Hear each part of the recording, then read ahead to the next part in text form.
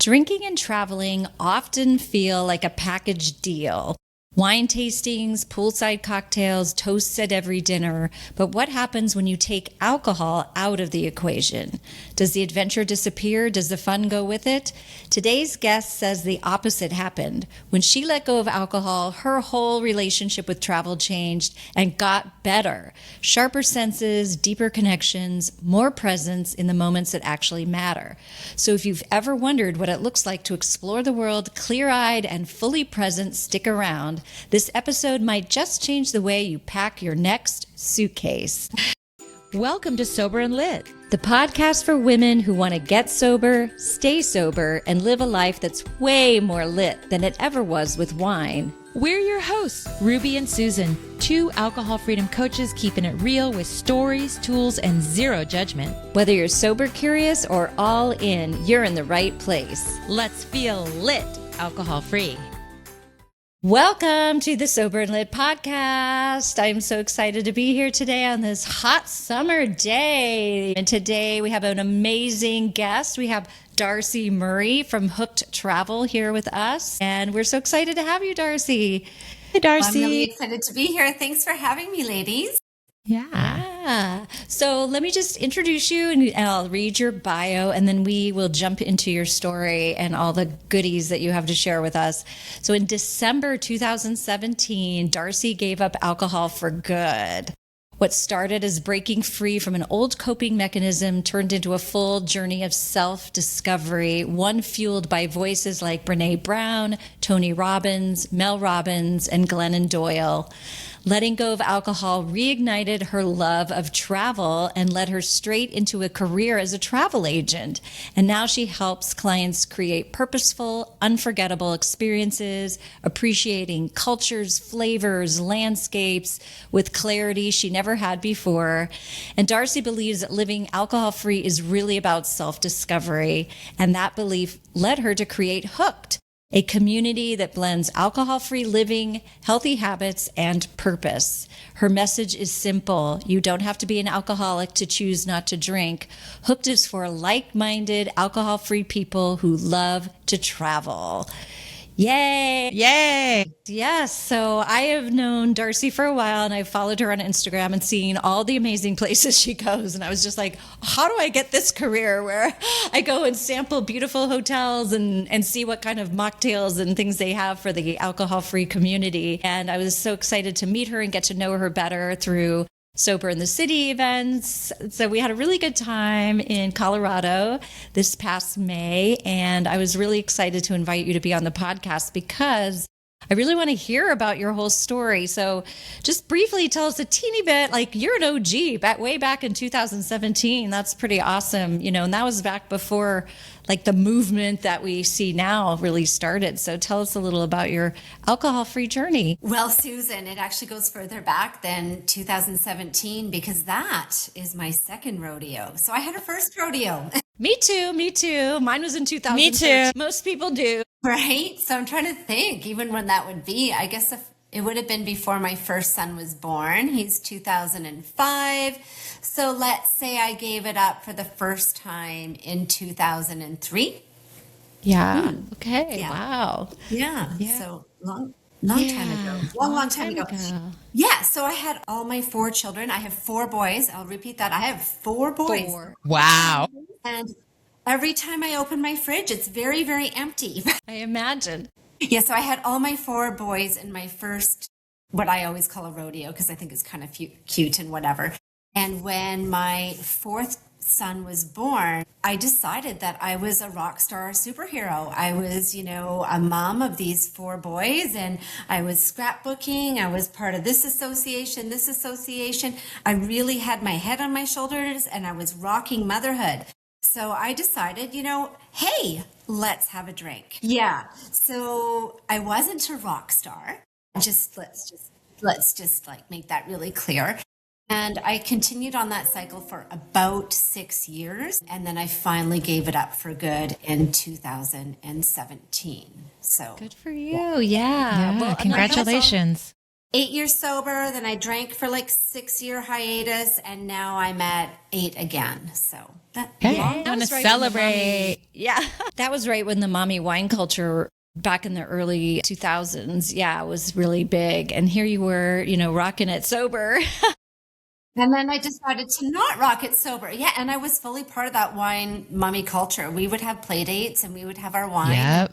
The kids would be downstairs doing their thing. And it's funny how that just switched. Yeah, no, definitely that was part of my world until it wasn't. So I remember really clearly, because as the kids, when they're really young, I mean, it's easy to just sit at the house. But when they get a little bit older, I remember my son had drum lessons, and the drum lessons were starting at 7:30 at night. And I was like, that's really an inconvenient time for me. Yeah. Because, I'm like well into my second glass of wine at 7:30 at night, right? And I had to take a serious look at myself. And in order to be the best mom I could possibly be, I had to really toss some bad habits out the window, right? So I did. Yeah. I easily recognized it because it was my second time, right? So when I was, evaluating like, okay, I was putting my children first, but I realized that alcohol was just impeding on that. So it was quite simple for me to throw it out the window the second time around. That's really good. That's great that you even noticed it and recognized it. That's beautiful. Really, yeah. I totally have that. I used to be the mom that drove there. I would jump right in and go, I'll drive there. If you pick up, so that way I could drive the kids to the movies, come home, have my wine, and somebody else was picking them up. That's so rude. If any of my mom friends are listening, they'll be like, that makes sense. Did the same thing. I was like, or I'd tell my son, I'm not going to be able to drive, so you can just hang out, walking. You can walk everywhere. So it's the days before Uber, right? Now, heck, we would just Uber home. Uber teen account, here we come. But can you imagine the money we would have spent on Uber? My goodness. Oh my gosh. We'd be broke. Between that and the booze, we'd be broke. We would, for sure. So you were a travel agent, and then you decided to create this aspect of your business called Hooked. Is that correct? Well done. Yeah, well, actually my mom owns the umbrella company that I have Hooked under. So travel has always been in my world. I grew up with a mom being in the travel industry, right? Okay. And I fought it really hard. I did not want to follow in my mother's footsteps. I went to university. I got my teaching degree. I moved to Hong Kong. I taught in Hong Kong for 6 years. When I moved home, I had this container load of goods from Asia, and then I became this like importer for a couple of years, and I was really fighting I'm not going to follow in my mom's footsteps. But then I got pregnant with my first son, and I'm like, I think I want to sell travel because I can do it from home. And I was surrounded by parents, and there was a lot of Disney vacations and whatnot in my world, a lot of all-inclusive sales. And then I heavily got into sport team travel. So I would say, well, my son's 20. So I've been in the travel industry working for 20 years. But like I said, I was always immersed in it because of my mom, but I've been full-blown working in the travel industry for 20 years. And Hooked came to fruition 4 years ago now. Yeah, I remember seeing it and thinking, oh my gosh, what is this? Like at the beginning, I was like 2 years alcohol free then, and going, oh my gosh, Yeah, I opened it during the pandemic. It was really a good time to open a travel company. Well, it was a good time to get started. So, because you could specialize in the places people could go. But so how did this idea come to you? And how did you create it? It sounds really, really cool and neat. Well, you gotta love Instagram. I mean, during COVID, we were all on there looking for resources, looking for connection, looking for community, right? And I came across a girlfriend, and she was running a sober coaching business.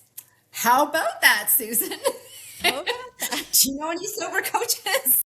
But yeah, she was running a sober coaching business, and we used to attend swim meets together, and I always really admired her. She was full of like entrepreneurial spirit, and I kind of had her on a pedestal, like, look what she's doing, look what she's doing, look what she's doing. So when she started the sober coaching business, I was like, oh my goodness. Because at the time, my sober journey was in AA, right? And to see this force, like this woman that had created this company, and she was so open about it.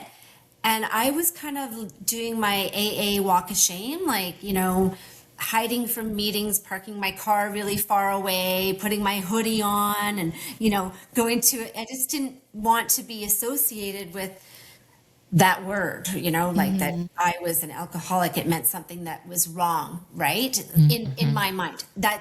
That's my rodeo going on. That's my squirrel. It's a fantastic program. It saves lives. It saved my life, right? But that's where I was. I was on this kind of shameful walk, and I was living this, you know, I'm hiding from being alcohol free. So when I saw her name was April doing what she did, I kind of texted her. I said, "Oh, I can't believe you're doing this. I'm living an alcohol free lifestyle too."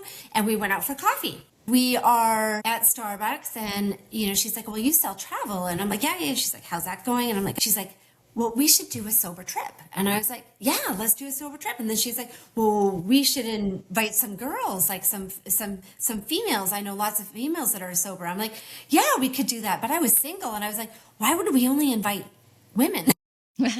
Right? And we started Googling what's out there in sober travel, and we did come across, you know, I wouldn't say a lot by any stretch, but we came across other organizations. There's Sober International Vacations. They've been around for years, and they're very AA focused, right? And then we came across a lot of retreats and whatnot, right? But we didn't see anything that was just about alcohol-free living and just without a program, just about fun and self-discovery. So we decided, okay, well, let's continue this conversation.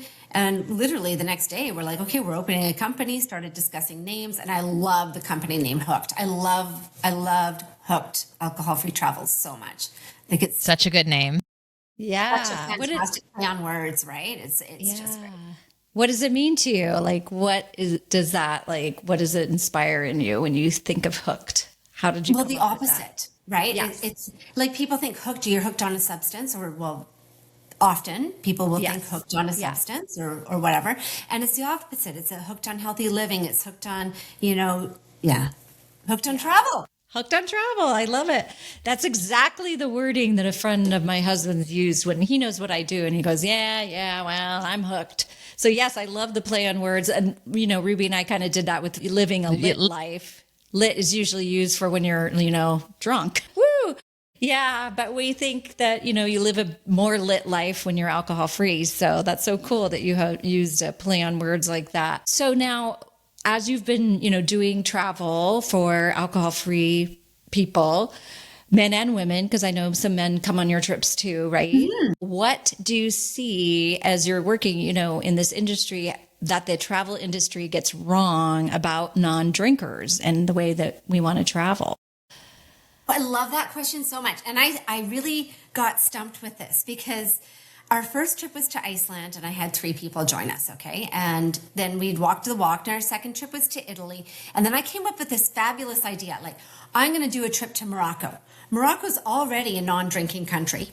Right? Yeah. Yes. I mean, it's there. Yeah. Alcohol is there, but it's behind closed doors and it's not mainstream at all, right? So I'm like, we're going to go to Morocco. Hooked is going to go to Morocco. It's so full sensory. There's moss bells, there's tanneries, there's crafts, there's camels, there's desert, it's a perfect full sensory adventure, right? And I put loads of time into creating the perfect itinerary, and I launched it thinking like tons of people are going to want to sign up and go to Morocco. And it was nothing. It was crickets. Like, I could not sell this trip come love or money. Nobody wanted to go. And I was like, well, what's going on here? So we have in the Vancouver area, we have a booze-free bottle shop. And I just put out, I want to have a focus group. I'm going to buy you a mocktail. Just come sit down and talk to me. And we'll just have an open discussion about the alcohol-free traveler and what they're looking for. So I think I had about 15 people attend this focus group, and I bought them a mocktail. And we were discussing just what the alcohol-free traveler wants. And I just went around the room like, so where would you like to go? And it was like Greece. And in my head, I'm going ouzo. And then another person would be like Italy. And I'm like, wine, cruise. And I'm like, oh my gosh, like crazy, drunk, all-inclusive, mess, right? And another person was like Vegas. And I was like, you've got to be kidding me. And then they're like Ireland. And I'm like, Right. Yeah. Yeah. but it was completely eye-opening because what the alcohol-free traveler wants is the exact same thing as what the alcohol drinking client wants. They just want like-minded people and to feel included. That's it. Hey, It's yeah. not, from my research anyway, from my small pool. But from there on, I started filling my groups. So the first thing I did was launch a cruise, and immediately I had 4 people join, and we went to Greece. And, just the comfort of having a like-minded group of people on board a ship of probably drinkers provides a lot of comfort, right? Just having that small group within a larger group. So Yeah. Such a good idea. I think that's great. And that does make sense. Like we want to go wherever everybody else wants to go. We just want to do it alcohol free. right. And I want to go into my cabin on my cruise ship, and I want to have my bottle of champagne just like everybody else and get on board and have my cheersing moment. But I want that bottle of champagne to be alcohol free. Right. Right. So Right. that's where I come in and tweak everything. Like, it's like, okay, yeah, you know what? We do want a bartender experience, but we want it to be with mocktails and, alcohol free spirits. And we do want wine tasting, which I know we're going to get into, but we want it to be alcohol free. So it was such an important pivotal moment in my whole hooked career. Yeah. And I really want to give you a lot of kudos for being so smart to have a focus group instead of just going, okay, this is a disaster, I'm just going to shut it down and never do it again, and be nervous about it. Like going, no, let's find out what people really want. That was really, Thanks, really Susan. smart. Yeah. So it really is a niche clientele. It's getting bigger and bigger, us non-drinkers. But so what are some of the niche trips? You talked about having a cruise to Greece. I'm so sorry I missed that one because I really want to go to Greece and that sounds really fun. And I just recently went to Spain and it was with people who were drinkers, and I would love to do it with people who are not drinkers. It made it harder for me. You know what I mean? Mm-hmm. It would be nice to have that special touch where the travel agent has provided the alcohol-free wine, et cetera, so that, you can have a similar experience, except with the alcohol-free wine. I just brought my own in my purse in a big bag. So what is this, what are some of the niche trips that you've already done? So, within the niche, because it's already nichey because it's alcohol free, right? Yeah. But within the niche, I have 2 major focuses, and one being alcohol free wine tours, and the other one being my dry grad program, which is also very, very exciting. So I don't know which one you want me to talk about. Well, I want to talk about both, but I love both of them. And so let's start with the AF wine tour, but I want to also hear about the dry grad. I love that. And I think I'm just very impressed that you are offering that. Well, let's touch base about alcohol-free wine tours. So yes, the very, very first one, drum roll, blah, blah, blah, blah, blah, was in Germany, and it did take place in October of last year. And we spearheaded that with Susie with Zero Proof Experiences. Shout out to Zero Proof Experiences. Absolutely. So she fell in love with the idea of an alcohol-free wine tour. And I tweaked the existing itinerary with her, and she put it out to her people. And a lot of people jumped on board. We had husbands and wives, so males and females. And we literally went to alcohol-free vineyards. Well, I shouldn't say the majority, not all, one of them is strictly alcohol free, but the majority produced both, right? But we're sitting down with the owners of the company and why they transitioned to offering alcohol free. And, we had the wine and cheese on the table. We had the charcuterie boards. It was 100% a normal alcohol wine tasting experience, but it was just alcohol free. And it was fantastic to be with the people that are, moving the movement forward and providing these alternatives for us. It's almost brought a tear to our eyes because we had some people on that trip that were very passionate, and it was so cool to be around. Like, you just don't surround yourself with people that are passionate about alcohol-free wine every day. I know you guys are, right? But it's hard to, because a lot of people that don't drink are fine with water, or they're fine with pop, or their soda and lime, or whatever, right? But for me, and I know for you as well, it is about that feeling included. It's about those cheersing moments. And I work just as hard for my money as everybody else. And I want to, not have a Diet Coke and sit at the kids' table. Yeah. Because when I get offered a Shirley Temple or a Virgin Daiquiri, that's what I feel like. I feel like I should just go sit over in the kids' table. Yeah. Yeah. And the wine's getting so much better, especially the European wine, especially Germany, I think was the first one to come up with a really good dealcoholization process. And I was really interested to find out that Carl Jung has a winery. That was, really interesting to me. And I learned about that. 1907, Susan. No. They've been doing it since 1907. We think we're like on this, like, we're front runners. Yeah. We're not front runners.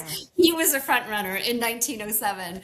And they still exist. So it's a family business. So it's the same building that was around in 1907. And I don't know, it's a great grandson or something. And now Teresa's taking it over, the daughter. So yeah, it's so cool. And it's huge. I mean, there's companies in North America that are shipping their wine from North America over to Germany, having it de-alcoholized there, and then shipping it back to the States or Canada or whatever, right? Right. And we wonder why it's more money. It's worth it, though. It's worth it. And, Ruby's worked in the wine industry. She used to work at Corbel. And so I would love for you to do an alcohol-free wine tasting in Napa or Sonoma once they get enough alcohol-free wine there. Yeah, well, we had Tomorrow Cellars on a few months ago, and Tracy was her name, right? Yeah, I did. Yeah. Yeah, so it's not catching on quite as fast here, but I know Tracy started it, and Susan and I, the first time we met, we went to a winery that had alcohol-free, like, sparkling wines, and that was really, really fun. Yeah. So it's getting there, and I think that's such a great idea to plan like a wine tasting with all AF wineries. I think that would be so fun. It's a great idea, Susan. You have to come out. Other activities you can do in Napa, like go for the olive oil tasting, go see some of the art, do there's a lot of different products too, besides wine in Sonoma and Napa, and just beautiful countryside. That would be cool. Anyway. Well, no, I definitely will do it. Next on the agenda is Australia. Okay. Australia, yes. And I'm so close to releasing a France. So I know, right? Ooh. Yeah. Yeah, that's literally a couple of weeks away that I'll be releasing a France itinerary. But yes, Napa, I would think within the next year that I'll be getting for sure. And when are you going to Australia again? Isn't that soon coming up here? It's coming up so soon. We have Hooked is doing a cruise prior to that, but then, it's literally my next big trip. And that's on October 17th to the 24th. So we're hitting the Hunter Valley region of Australia and getting to taste some wines from there, because they do have some fantastic wines coming out of Australia too. So it's not too late to join, listeners. Yeah. Yeah, you can join Darci in Australia. Yeah. Yes, we do have space still. And like I said, it's October 17th. We have a couple of people coming in early and a couple of people staying late. But the bulk of the trip, like the wine tasting portion, is from the 17th to the 24th. And Susie from Zero Proof Experiences is going to be there. So we're co-hosting it together again. I love her.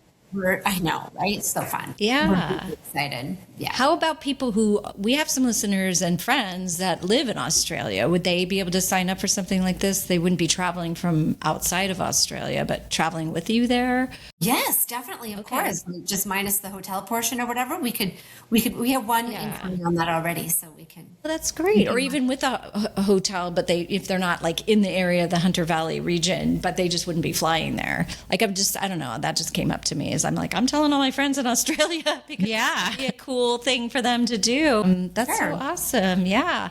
So I do want to hear about the Dry Grad program, because I did see some of your posts about that. And I think that's just so wonderful, because let's start our kids off on the right foot, right? And not going on this party cruise after they graduate from high school or college or both.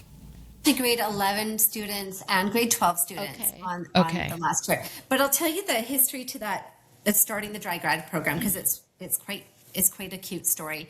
I was hosting a trip to Italy, and I had 14 people on that tour. And my first son, so the first of four, was graduating. And I was like, you know what? I'm going to Italy. I want my son to come with me, right?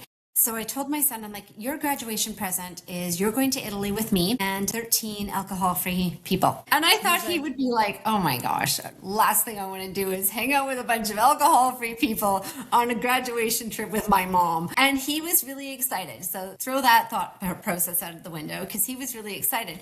But after about a week, he came up to me and he said, Mom, I really want my friend Josh to come with me. And I was like, Dayton, I don't know about that. Like, let's just keep it you and me. I went into a little bit of shame. I didn't want to tell Josh's mom that I was, operating this alcohol-free tour company, that she might think that there was something wrong with me or something. Again, we had such strange processes in our brain. Mm-hmm. But Dayton was really persistent, as teenagers are, and he's like, Mom, please, please, please. So I'm like, okay, I just swallowed my pride, and I went up to this mom, and I said, look, I'm taking Dayton to Italy, and we're going for 2 weeks, and it's with a whole bunch of alcohol-free people, and she didn't ask what cities we were going to. She didn't ask the departure date. All she basically said is, how much and where do I sign? And I was like, okay, that's kind of a bit shocking. And then 2 weeks later, Josh and Dayton came up to me and they're like, look, we really want our friend Trevor to come. And it was the exact same reaction. This parent couldn't have cared less what cities we were going to, really didn't care when we were leaving, and, just wanted to know how much and where to sign. So I was like, well, there's something to this. Yeah. Clearly thinking this is an opportunity for my child to travel internationally and that my child is going to be safe, right? Yes. And they're going to be safe. And so the next trip, because I do have those 4 boys, when my second son came up to graduation time, it was very intentional. It's like, okay, we're going to Thailand, which is known for partying in all the wrong ways. Yes. Full sensory in all the wrong ways. And he picked the destination of Thailand, and we marketed it as a dry grad program. So we had 5 different teenagers on there. So still small, so 5. And we did a elephant sanctuary where we volunteered for 6 days. So a lot of people go to an elephant sanctuary for 3 to 4 hours. They help wash the elephants and they feed the elephants and they go on their merry way and they stay in their hotels with air conditioning. That's not what we did. We stayed on the facility. You got up with the elephants, you went to bed with the elephants, you washed the elephants, you picked up their poop. You were educated about their routines. They were very traumatized elephants. There were 21 of them, cleaning up their habitat by, snipping branch, cleaning lakes. There was one elephant that was afraid of the lily pads in the lake. They were quite traumatized. We literally had to clean the lily pads from the lake. And it was amazing. We also so that was 1 week. And the second week we did cooking lessons. We did snorkeling. We did rock climbing. Wow. Diving in with a bioluminescence in the ocean. And it was so transformative for these kids. I had this one girl, literally, you guys, oh my gosh. So when we arrived in Thailand, she was with her grandmother. So you can come with your child or you can just send your child off with the group, right? But this particular child was with the grandmother, and it was her high school present from grandma. And she was so upset. She was crying on the whole plane ride over. She got into Thailand and I have her permission to tell this story. She chucked her passport at the border official. She didn't want to be there. She was on her phone complaining. And by day 2, this girl was doing TikToks, teaching me how to do TikToks. She was racing, like there was one boy and the rest were girls on this trip, and she was rock climbing racing, and she was so proud of herself. She went, and this girl was remarkable. She was afraid of the ocean. She didn't want to jump in. And then a week later, she was like swimming with the sea turtles. She didn't even want to do the elephant sanctuary. She thought it was like kind of gross and dumb. And then at the end, she was signing up to do 2 months on her own for the following summer. No way. Wow. I am not kidding you. And we've had interviews with the kids on podcasts.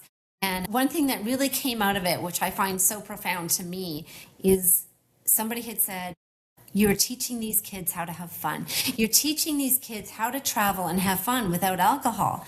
And you think about it, like if their first international exposure was going overseas and, sitting in the Gaja tent with... Right. or doing the mushrooms or whatever was offered in Thailand, all these things, and alcohol, like every single corner, that would be their baseline as to how to have fun when traveling, right? Exactly. So we've created a baseline on how to travel and have fun. And it's pretty cool. That is so cool. That is so awesome. So tell me one of your favorite moments from one of your hooked alcohol-free adult adventures, like one of your most emotional moments that you've had. As a traveler myself? Yeah, or what you've witnessed, maybe a change like that in an adult, or just one of your favorite trips with. Yeah. Well, there was a lot of pride on this most recent trip on the El Camino. So, yeah. Yeah. So that was adults only. It was Dry Grad is completely separate. This was a group of 50 to, I think our oldest was 77. So 50 years old to 77 was our age bracket. And we did the El Camino for the final 100. And we were walking. And I was so naive, ladies. Oh, my word. On day one, I actually stupidly said out of my mouth, 23 kilometers, no problem. Just like walking around a golf course a couple of times. Wasn't that? No. So we did 23 kilometers, and then we did 33 kilometers, and then we did another 23, and we did 16. After the first day, I thought I would probably not even be able to walk the second day. I'm 53, so I am on the younger side of the scale of the people that are on this trip, right? And we all faced our challenges. We definitely had blisters, we had heat stroke, we had Achilles problems, we had, you face your mental blocks, like you just can't go on anymore, your feet are on fire, you're changing your shoe wear, you're hungry, you're dehydrated. I'm making it sound like a really fun time, aren't I? Yeah, I'm like, I'm signing up. Definitely. And it was struggling at times, but that the sense of completion and that high when you completed it and you get your certificate and I did this, there's not one person on that trip that doesn't want to go back and do it again. And I just got goosebumps saying that. Ooh. Yeah. You're so proud of yourself for taking it on. And a pilgrimage is not supposed to be easy. And like the accommodations, yes, we were luxe. We had like our own bathroom and we had our own private rooms, but for a lot of people that do the El Camino, they're carrying their backpack, they're staying in hostile situations where, it's like army bunk beds and there's like 10 people in a room. But we did the fancy version and we had our luggage transferred from A to B by somebody else. But I would say that maybe that's popping into my head because it was most recent, but yeah, we were all really proud of ourselves. So to take on something you've never done before, face the elements and like have that sense of like, I did it. It's pretty cool. It's like the thing that people are doing. You're the third person that's gone in the last month or two. So people are doing the El Camino. It's definitely a popular thing, I think, or at least in my circle. It's beautiful. Most beautiful scenery that I've ever seen. And I've done, as you know, quite a bit of traveling, but it was gorgeous. Absolutely gorgeous.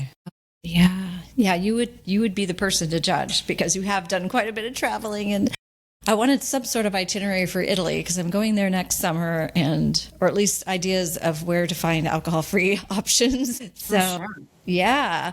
Well, so I do want to mention one of the things that you put in your intake guest intake form was that one of your favorite episodes was the dating one that we had in February, and that one was really popular.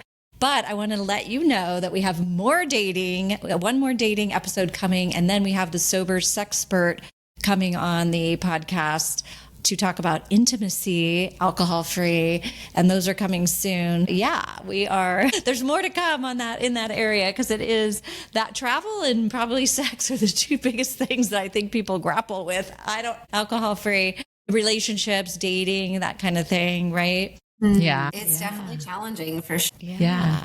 So, Susan, is this our favorite time to get nervous? Yes, absolutely. Well, this is our listeners love this part of our podcast. So, Darci, what do you do in your life to feel lit? Okay, I know what I'm going to answer. Okay. Because we know travel, but what else? Well, see, that just seems like the obvious thing that I would say. Yeah. But I would say making a goal and accomplishing the goal. Like right now, I've made the goal of I'm going to learn how to play golf. And I get so excited, like every time that I go out and take on something new, right? So talking about the El Camino, setting a goal and achieving that goal, that I think that when you have that sense of elation of like achieving a new goal is definitely what gets me lit. And we can change that goal all the time. So we can continue to be lit all the time. Yeah. I love it. Good answer. Good answer. You get a natural dopamine hit when you accomplish a goal, and so that's such a great answer. And you're just so full of energy and bubbly. And who wouldn't want to travel with you? I think. Me too. I'm signing up. The last couple trips you've had, just time wise, didn't work out for me. So the France one, definitely. I want all the information. And I'm praying that I'll be able to do it. My daughter's getting married in Italy next June. And so my whole life kind of revolves around that. And then after that, I'll be open for Italy. Really? Yeah. Wow, why did I think it was Napa? I don't know. We're doing the shower in Napa in November. Okay. Yeah. So it's a big Italy. wedding in Italy. Yeah. And Sorrento. And I've never been to Italy, so it'll be really fun. But alcohol-free travel. I mean, I have done quite a bit of alcohol-free travel myself, but I would just love to be somewhere and have them have alcohol-free wine. Oh, they never do. Yes, the group experience too, Susan, it is completely different. Yeah, I've traveled on my own as well as an alcohol-free traveler, right? And I travel with my kids and I travel with family. But when you're with that like-minded group, the conversation that comes out and the bonds that you make, it's really special. Like you're making lifelong memories and friends, right? Yes. Yeah. So follow my website and you'll see what's coming up and what's getting released, or newsletter. That's the best way to hear about new releases. Okay. Yes. Well, let us know. Why don't you just mention here where people can find you and find more about, and we'll put it in our show notes, but just if you want to speak it, because some people are driving, et cetera, of where they can find out more about Hooked Travel. Okay. Well, my website is hooked-on-travel.com. And on there, you can join the newsletter and you can see what trips we have and what's coming up. Or Instagram is my favorite platform, and that you can find us at Hooked Alcohol Free Travel. Mm-hmm. And a brilliant blue logo will come up with the word hooked. And I guess that would be it. Yeah. Well, or reach out to me. I'll hook you up. I could just... But I'm bummed. Yeah. Just use hook you up. You'll hook me up. Right. Oh my gosh. Oh, that's so great. Well, let's all go make a goal and achieve it, and then we can get that dopamine hit. Fantastic. And I hope to see you soon, ladies. Thank you for having me. Thank you. Thank you. And remember, listeners, do something today to make you feel lit. Thanks so much for listening to the Sober and Lit podcast. If you enjoyed this episode, we would love it if you would subscribe, rate, and review. It really helps get the word out. And remember, do something today to help you feel lit. See you next week.